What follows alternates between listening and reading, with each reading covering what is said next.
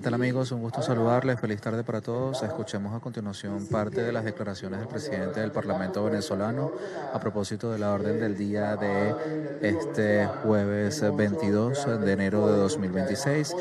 En este momento está presentando oficialmente la agenda parlamentaria para el periodo legislativo 2026-2027. El bienestar de las ciudadanas y de los ciudadanos. Esas leyes, además, tienen la trascendencia de que ya el día de hoy estamos llevando 3 leyes de iniciativa del Ejecutivo Nacional, que puede tomar la iniciativa legislativa, por supuesto, igual que cualquier ciudadano o ciudadana, cumpliendo con los requisitos establecidos en la Constitución, puede traer a la Asamblea Nacional una propuesta, un proyecto para que sea discutido y eventualmente sancionado como ley de la República. Hay 3 leyes fundamentales de las que vamos a empezar a trabajar el día de hoy. La ley de reforma parcial de la Ley Orgánica de Hidrocarburos, para que podamos llevar adelante las reformas necesarias que permitan un acelerado incremento en la producción de petróleo en Venezuela. Ya lo hemos dicho en varias oportunidades. Se lo escuché varias veces al presidente Nicolás Maduro, se lo he escuchado a la presidenta encargada del Cieloína Rodríguez. El petróleo debajo de la tierra no sirve para nada. ¿De qué nos sirve decir que tenemos la más grande reserva de petróleo del planeta si las condiciones, desde el bloqueo y las sanciones hasta los mismos elementos engorrosos en la legislación, impiden un acelerado proceso para que vayamos a la producción, al aumento de la producción de petróleo? Y necesitamos hacerlo, y hacerlo ya, porque cada día que pasa con un petróleo que no es extraído es un día que se pierde y es una cantidad de reserva que ya nunca más podremos utilizar, porque es tal la magnitud de nuestras reservas que hay un porcentaje importantísimo de esa reserva que jamás podrá ser sacada, porque tenemos petróleo para tanto tiempo que si en algún momento en el futuro, yo opino que lejano, se sustituye por completo los combustibles fósiles, todavía quedará en ese subsuelo una cantidad importante de esas reservas. La Ley Orgánica para la aceleración de trámites, para la aceleración de los trámites, para acabar con el suplicio de la gente frente a las taquillas y el funcionario con el sello y con la estampilla y con pedir para los refrescos. Ya, que sea rápido, que sea expedito, que la gente pueda y se sienta protegida y no sienta que se convierte en un dolor de cabeza avanzar hacia algún trámite.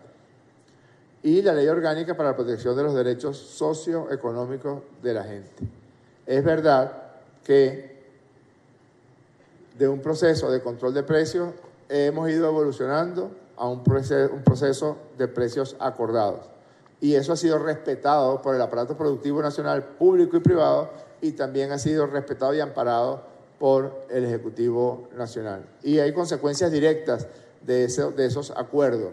Hoy por hoy, a diferencia del pasado reciente, Venezuela produce casi el 100% de todos los alimentos que consume. Debemos ir a más, debemos ir a un superávit en la producción de alimentos, en la producción de nuestra agroindustria y en la necesaria sustitución de importaciones. Mientras más logremos sustituir importaciones, más fuertes nos haremos y más independientes de cualquier acción agresiva que venga del extranjero. La sustitución de las importaciones pasa porque lleguemos a un acuerdo para que se respeten los precios. El día martes decíamos, es curioso que el dólar cuando sube, a velocidad del rayo cambian las etiquetas y las modifican y las adaptan y no sé qué cosa, y que si el euro, que si lo otro, que si se vuelven unos expertos en macroeconomía y finanzas.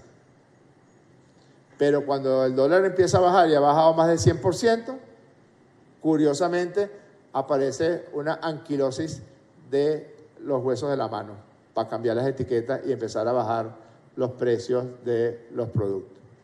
Pero fíjense que surtió efecto los llamados de atención, porque lo que nos reportan de casi todos los comercios es que los comerciantes se acordaron que había que adaptar los precios a los vaivenes favorables que ha tenido el dólar en los últimos días. Pero eso hay que ponerlo en leyes, eso hay que buscar herramientas que apoyen el trabajo del Ejecutivo Nacional en ese sentido.